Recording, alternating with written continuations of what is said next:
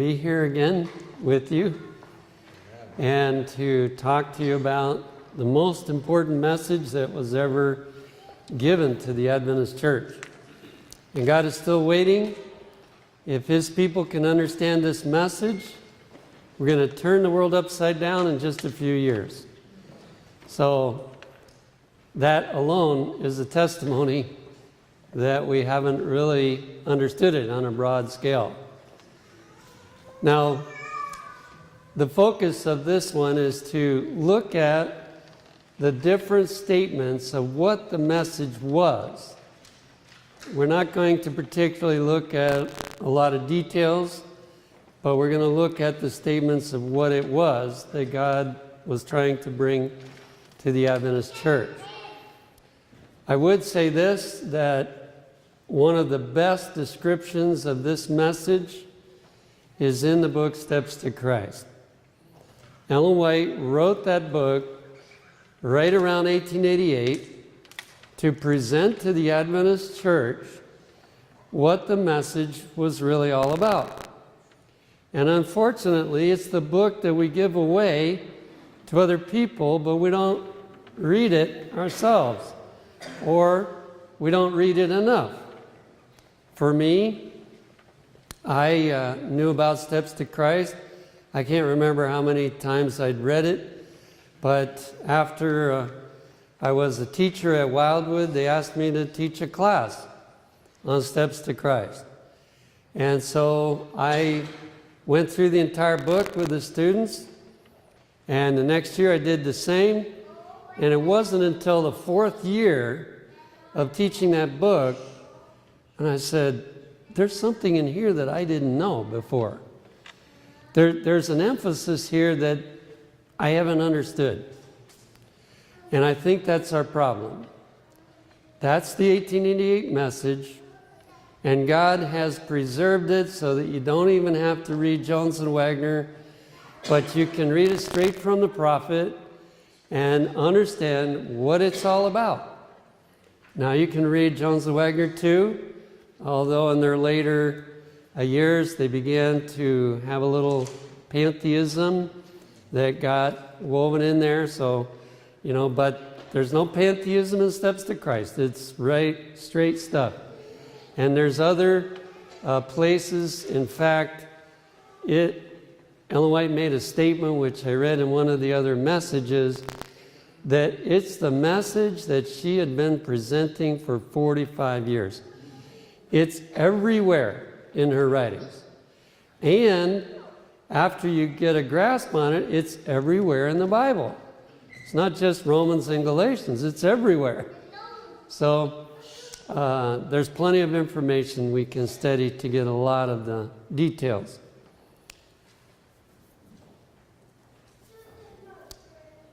In the 1888 materials, page 1336 and 7, the Lord, in His great mercy, sent a most precious message to His people through elders Wagner and Jones. Now there in itself, it helps us to realize this, rightly understood, becomes a very precious message. This message was to bring more prominently before the world the uplifted Savior. See, that's a description of what it was about. It was to bring to the world the uplifted Savior, the sacrifice for the sins of the whole world. It presented justification through faith in the surety. Now that word justification is just big enough, we try to define it and all, but it's just big enough that it's easy to miss what it's talking about. So there's the word pardon, and that is the identical meaning if you understand pardon right. Pardon and justification are the same concept. So we are pardoned through faith in the surety. It invited the people to receive the righteousness of Christ. There's another description. The message was helping us, inviting us to receive the righteousness of Christ. Amen. Why? Because our own is not good enough. Amen. Which is made manifest in obedience. Now, some people that are teaching about the 1888 message don't emphasize obedience. But the original presentation was telling us this is the only way you can obey. If you understand Christ our righteousness, now you can obey. Which is made manifest in obedience to all the commandments of God. Many had lost sight of Jesus. So two main things here, that people were looking at themselves and trying to grow and become the kind of Christian they should be instead of looking to Jesus. And how do we know whether they're doing it or not? Well, the ones that are obeying are looking at Jesus. The ones that are not obeying are not looking at Jesus. So that's it in a nutshell, but we'll look at some more. They needed to have their eyes directed to His divine person, His merits, and His changeless love for the human family. Now, I don't know how many of you have experienced hydrotherapy, but I believe there's a very good spiritual lesson in hydrotherapy. And we give treatments constantly there at Wildwood. I've had hundreds of them myself when I got pneumonia or got the flu, and it's powerful stuff. But the way it works is that you have alternating hot and cold. And so we have this steam machine that steams up the cloth, and they put it over your chest, and for 3 minutes you're experiencing the hot. It draws the blood to that area. Then they put 30 seconds of cold on you, and it comes from a pan that has ice blocks in it. So it's really cold. 30 seconds. Well, there's a real spiritual lesson in this.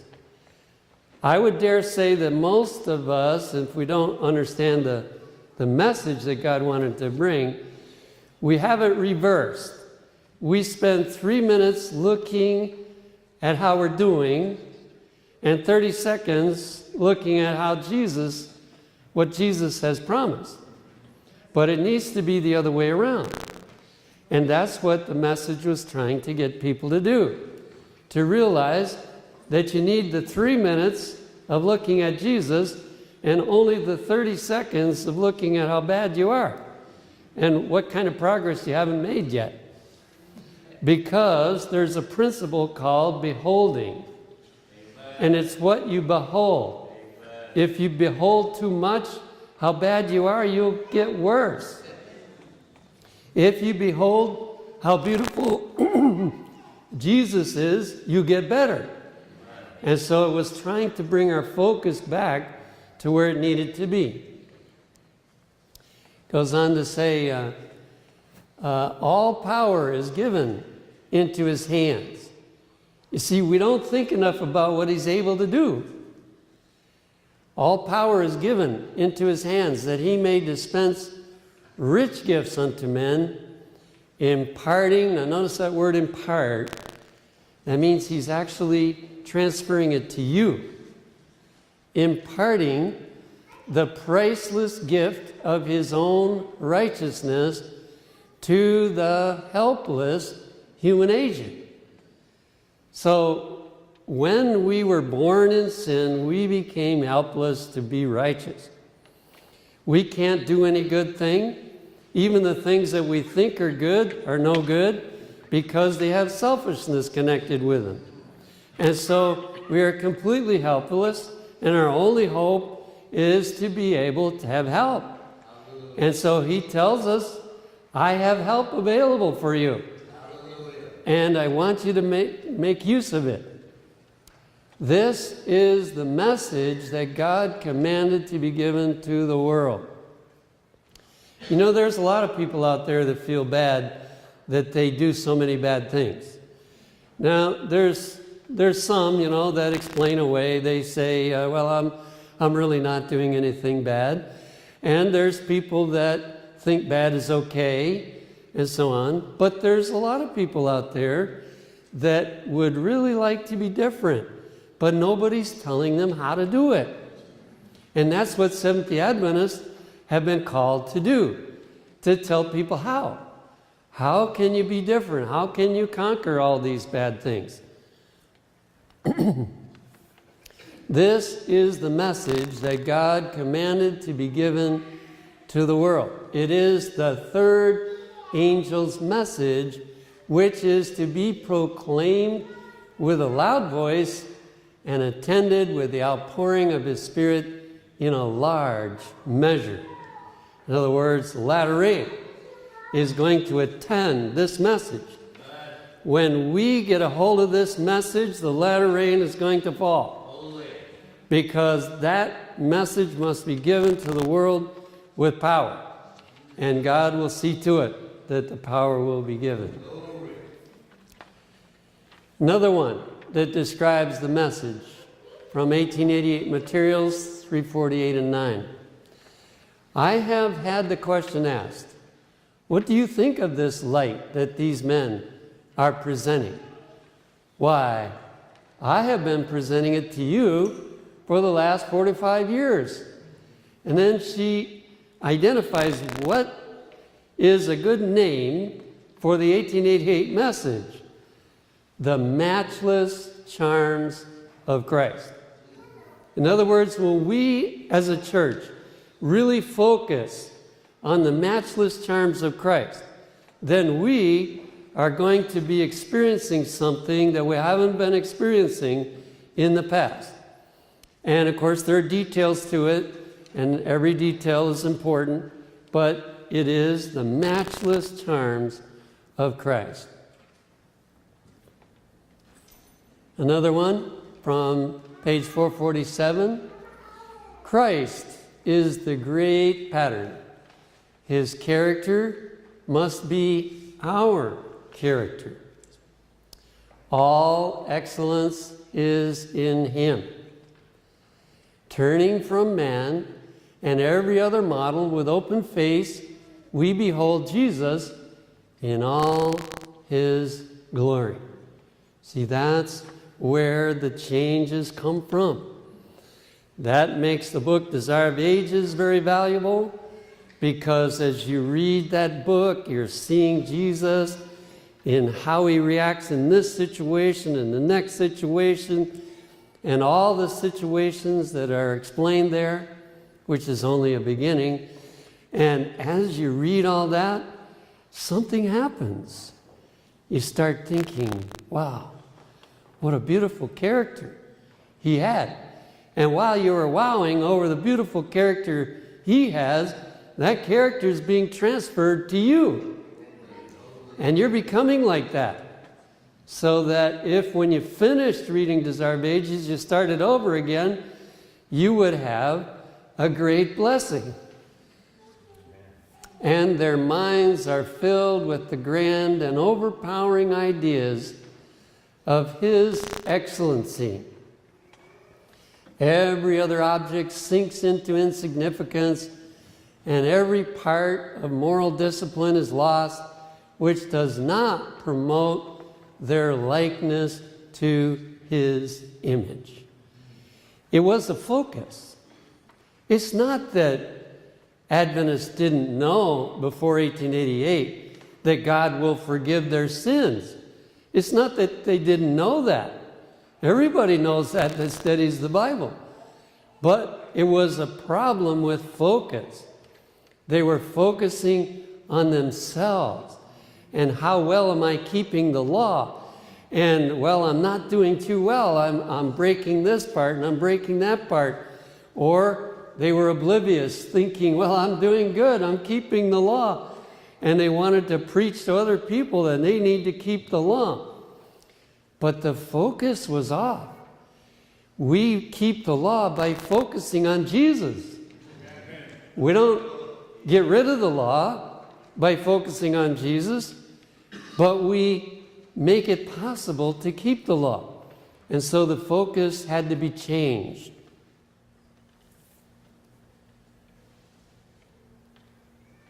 On page 211 of the same book, it says, Elder E.J. Wagner had the privilege granted him of speaking plainly and presenting his views upon justification by faith and the righteousness of Christ in relation to the law. So there it is again, the term justification or pardon by faith. If you understand pardon correctly, which I don't think everyone does, understand what happens when we're pardoned. Let me just mention a key point that I think is missed. Maybe sometime later I can give you the references why. But pardon that God gives is not just a change up in the books of heaven. It doesn't say, well, since you want to be forgiven, I will cover all your sins that are recorded up here with my blood, and you're safe. That's not all there is to pardon, but that's what a lot of people think. That's all there is to pardon. God is not going to change the record in heaven without changing you. And so when He pardons you, He won't do it until He can change you, until he can give you a desire to not break the law. And that is real pardon. And that's what they were trying to bring to the knowledge of people, that pardon is better than a lot of them thought. God is able to perform a miracle. In order to do it, He has to have the power to raise the dead. But He does have the power. We know that. He can raise the dead. And so the pardon by faith is also believing that He can do that. That He can take away your desire to sin. You know, it's not that hard to stop sinning when you don't want to sin. And that's the part that He can deal with. That doesn't mean we don't have the old nature still in there, though. So then you've got two natures. And it's the question of which one you listen to. But He starts you on the right path by the act of creation. This was no new light, but it was old light placed where it should be in the third angel's message. So, you know, a lot of people said, well, this is new light. But God revealed to Ellen White, no, it's not new light. It's old light, but people haven't understood it. And how hard it has been to impress the minds with the necessity of justification by faith. Now, why is it so hard to impress people? You know why? Because they think they have it. How can you convince somebody to get it when they think they already have it, but they don't? And what part was it they didn't have? It was the miracle of change. That's the part they didn't have. They thought, well, I'm justified. You know, Jesus has covered my sins up in heaven, but the truth was He hadn't, because they didn't allow the miracle. They didn't see the need to have the miracle take place, and so they hadn't had it happen. And yet they were going on thinking it was. And the behavior of the people involved in this conference shows that they didn't have it.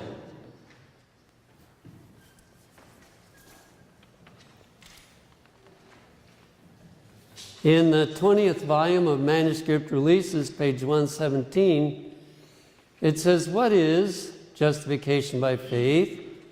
Well, here's a very interesting definition of what it is. It is the work of God in laying the glory of man in the dust. That's the first part. And that's the part that stops a lot of people from getting justified. They don't like how it feels. to have your ungodliness exposed, and for you to have to see how bad you are. And they say, no, I'm not that bad. I'm at least as good as this elder or that elder or this deacon, or, you know. And the human nature fights having your glory put in the dust. But if you don't agree to that, you can't get the second half. It is the work of God in laying the glory of man in the dust, and doing for man that which it is not in his power to do for himself. You see, first, he has to lay our glory in the dust, but he never does it in a way to discourage us. He says, I can help you. I can change you. If you believe, I can change you. Don't worry about how bad you are. I can change you, but I have to reveal how bad you are before you awaken to the need to be changed. And so, as God was coming to this church with this powerful message, he was laying their glory in the dust, and they didn't like it. Those pastors, they didn't want to think they were that bad. They didn't want to think that they really had to have a total change in their life. And as long as we fight against it, we won't be able to have the second half of it. When men see their own, how much? Nothingness. Are you willing to see that you're nothing? That you can't do anything right? That you can't do anything that's not tarnished with selfishness? If you're willing to admit that, and that's what the Holy Spirit has to work hard to get us. But if you're willing to see that, you're starting on the right path.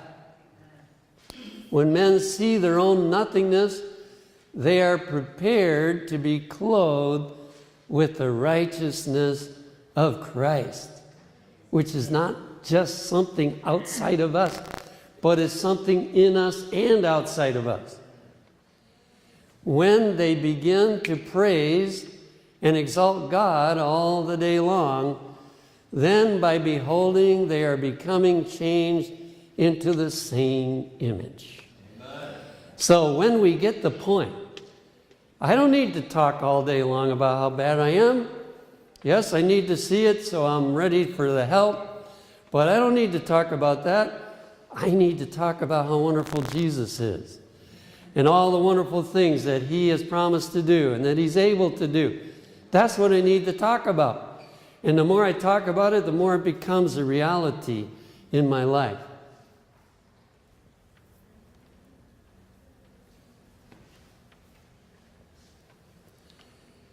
Now, you're very familiar with the Bible text.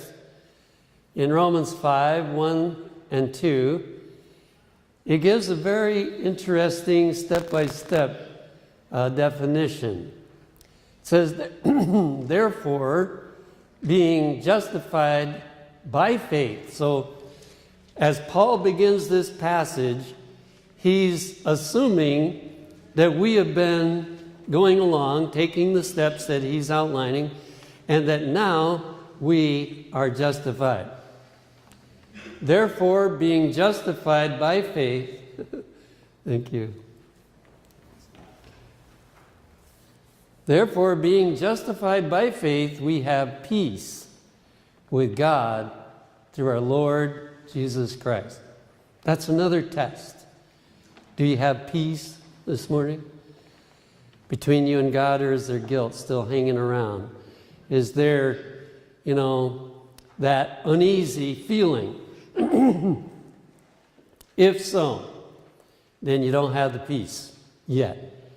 But he says that when we're justified, it is followed by peace. Peace with God through our Lord Jesus Christ. Why can we be at peace with him?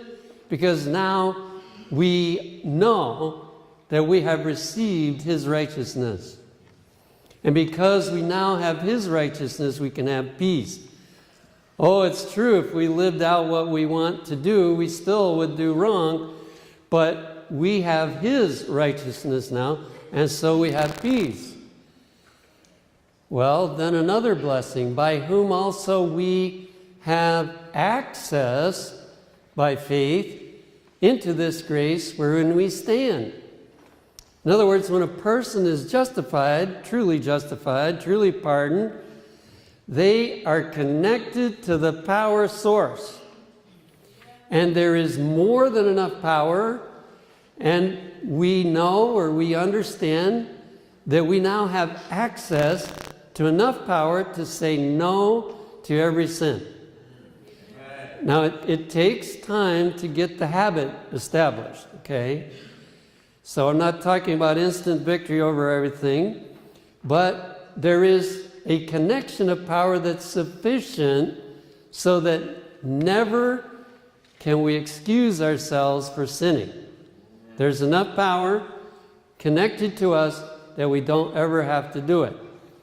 But it will take time to learn the habit of always using the power. How do we know? If you fall, you didn't use the power. If you resisted, you did use the power. Amen. Why? Because you're nothing. You can't resist any temptation. I don't care how long you have hope that you could gain the victory or how long you went in between, there will still come a time when you will fall if you use your own power. But his power is sufficient to help you resist every time. Amen. So he wants us to grab hold of that. Then it says, one more blessing, and rejoice in the hope of the glory of God. In other words, by faith, you can see the finished product. Amen. You're going to be like him. You don't see it all right now, but because of what you have received, now you have hope, and you're actually able to rejoice in that hope that everything that you read about Jesus will become lived out in your life. It doesn't happen overnight, but it will happen, and you can count on it. And the Bible tells us that when Jesus comes, that's the way we will be. Amen. Now, I want to look at some of the versions of this that one of them works, but the other two don't work. Number one, some people, when they think they're justified, they think it doesn't matter if they sin. That, it's just all taken care of by what Christ did when he was on earth, and that everything's okay up in heaven. And so if they just keep believing that he takes care of it all, then if they still fall and do this and do that and smoke even, some people think is fine. That's not a very exciting doctrine. That we just keep on being the person we are, keep on living the same old way, and yet feel that we're justified. Another version is that my record of sin is covered. That might seem like the same as the other one, but it's not quite. In other words, this person doesn't believe that it's okay to keep on sinning, but they do believe that their past sins are covered. And they didn't receive the change, and so they fall. Oh, they feel bad about it, but they fall. Ellen White calls it sinning and repenting, sinning and repenting. Yet the person feels that they're justified. But here is the real one. I am a new creature. Yes, my sins are covered, but I am a new creature. That's the person that is truly justified.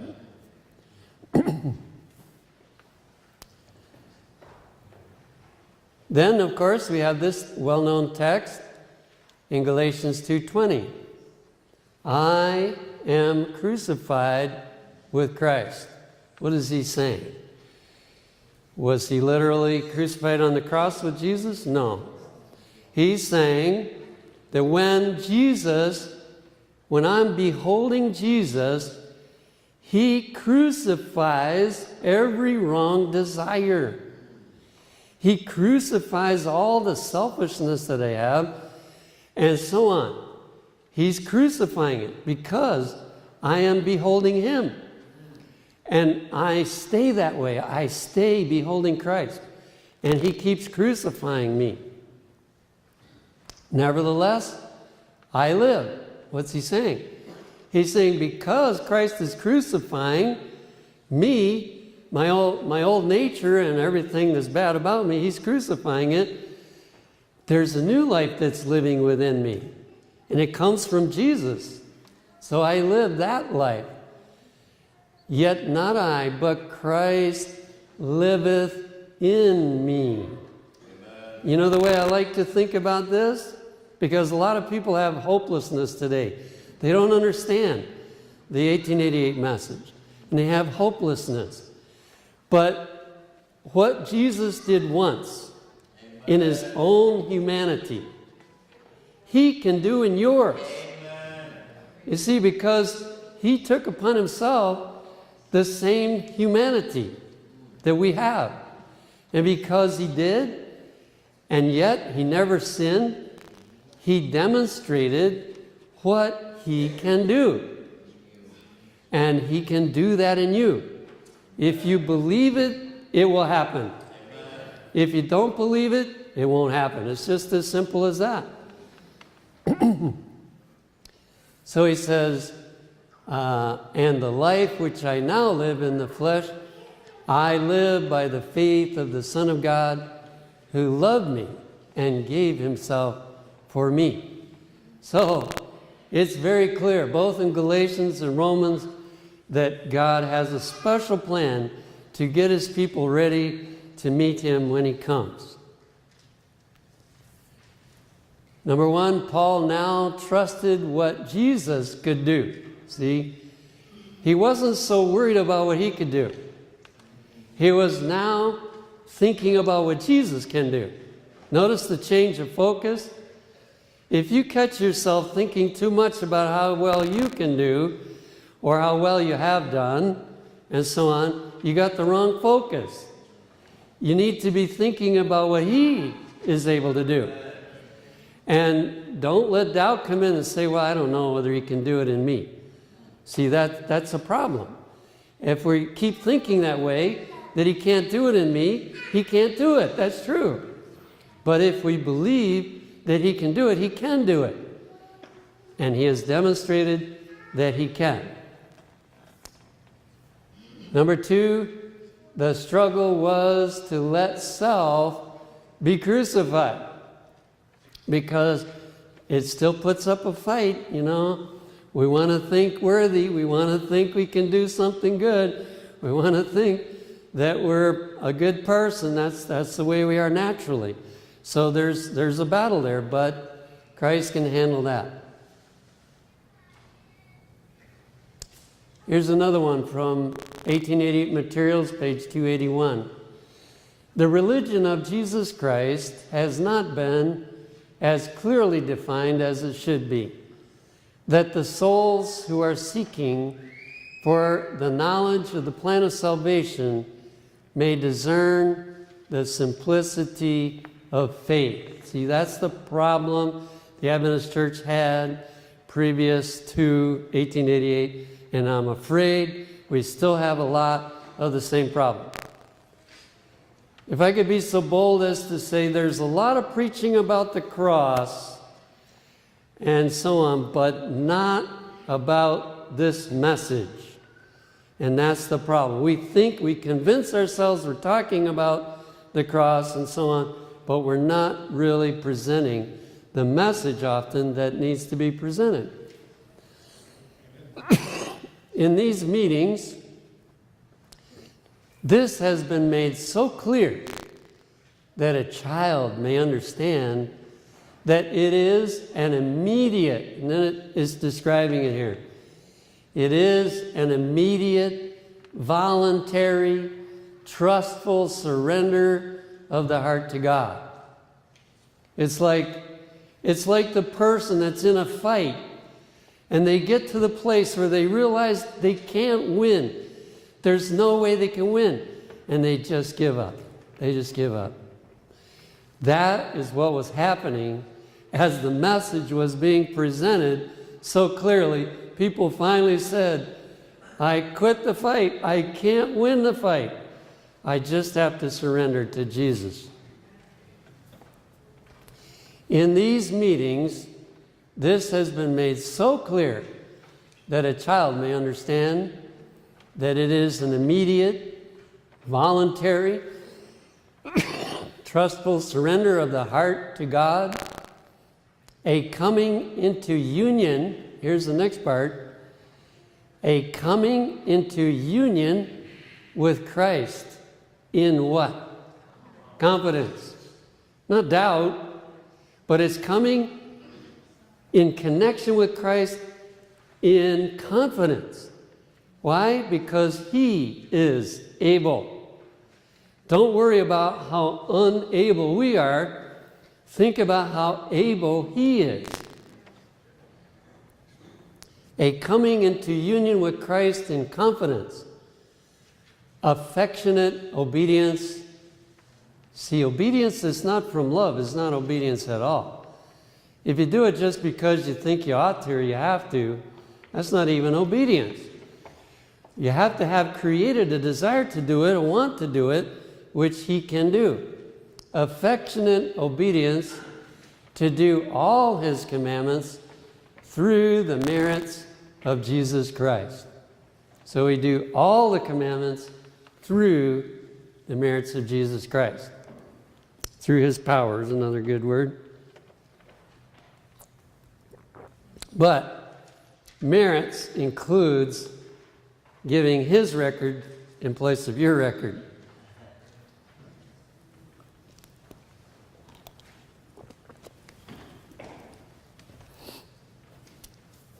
It is a decisive act of the individual committing to the Lord the keeping of the soul. So it hinges on a decision. I am worthless. I am no good. I have been battling and battling and I'm not succeeding. And so I'm going to give up and I'm going to let Jesus come in and do what He can do. And I believe that He can do all that needs to be done through me. If I don't change my mind, if I keep my decision that I belong to you, you can have me. Another illustration I like is, it's like when you have to go to a lawyer.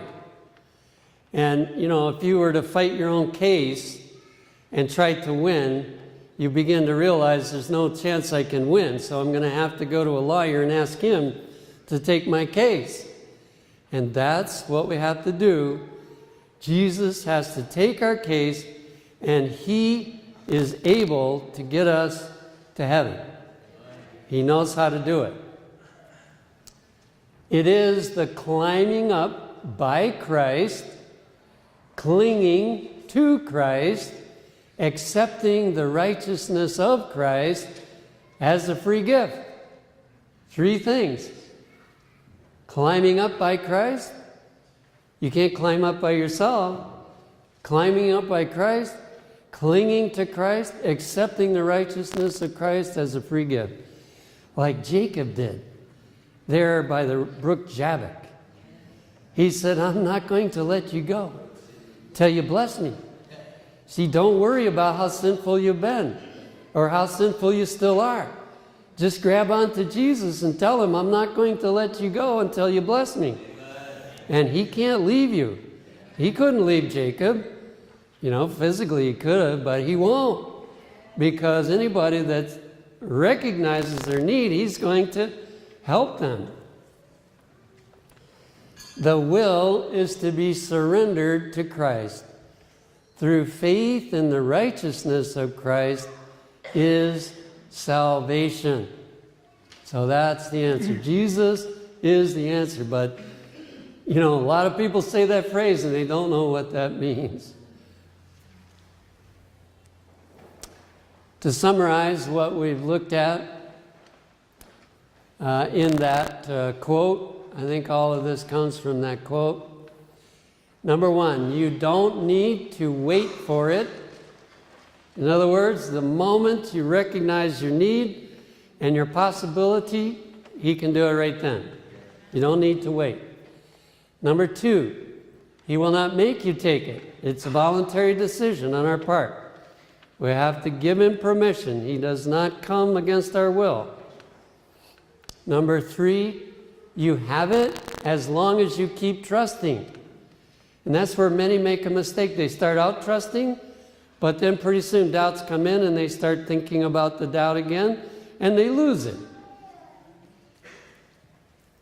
Number four, you have it if you accept his guidance. So it's not enough just to get your record covered. You have to also let him lead you. And five, you will obey because you love to. Number six, you obey by his power, not your power. You can't obey on anything. A lot of people get mixed up on when we get perfect. They think, well, you know, we get so strong that we don't yield. No, we become so aware of our weakness that we don't fall. He helps us constantly, and so we don't fall. That's perfection. Number seven, you will have it if you make a firm decision. Again, you don't have to doubt. He said you would have it, and if you believe it, you will have it. There are conditions, of course, to getting it, but if you meet those conditions, you get it. Number eight, you allow him to take control of your life. And that, you know, I've likened to being in a big city like Atlanta, and your responsibility is to follow a truck. You can't see around it, over it, under it, but your job is to follow that truck wherever it goes. A lot of people don't like that. They want to be able to see where they're going. They want to be able to control where they're going. But as long as we want that, Jesus can't do everything that he wants to do. It's total surrender, and he leads, and he puts us through whatever he wants to put us through, and that is where we end up at the right place.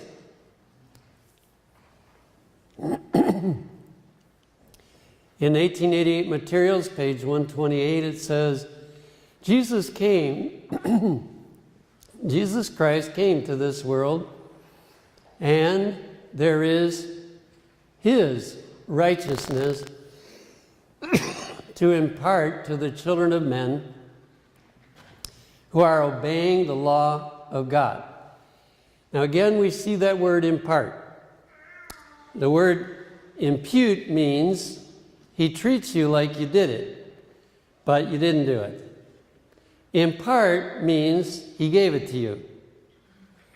Or he's living it out. Let's put it that way. He's living it out through you. He imparts it. And so you're able to obey because he is living it out through you. Then here is Jesus Christ who comes right in and imparts his righteousness to us. We cannot overcome in our own strength, but by faith in him. So it's like, you know, you ladies, when you're vacuuming the floor, you plug in the vacuum and it's able to clean the rug. Well, if we are plugged into Jesus, he is able to impart his life through us. And we don't have to worry about what's wrong with us. He's able to impart it all, put it all through us.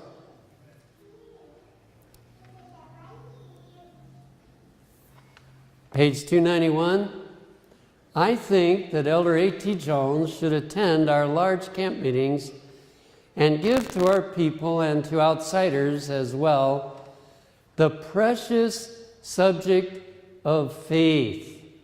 Notice this one separates the word faith. because everything that we have talked about today happens by faith. It cannot happen by doubt. And unfortunately, most Christians spend more time doubting than they do exercising faith. And we can't say that we don't have faith, because the Bible tells us that everybody received a measure of faith. But I do believe it's like a muscle, and you can weaken it or you can strengthen it by using it. And so God wanted this precious subject of faith and the righteousness of Christ. He wanted that taken to the whole Adventist church in camp meetings. Let the outsiders understand that we preach the gospel as well as the law. God wanted to bring before the whole world. That was back when camp meetings were intended to reach the public, not just Adventists, but to reach the public. And so this message that Jones and Wagner were called upon to give, as well as Ellen White, that was to be given through our camp meetings.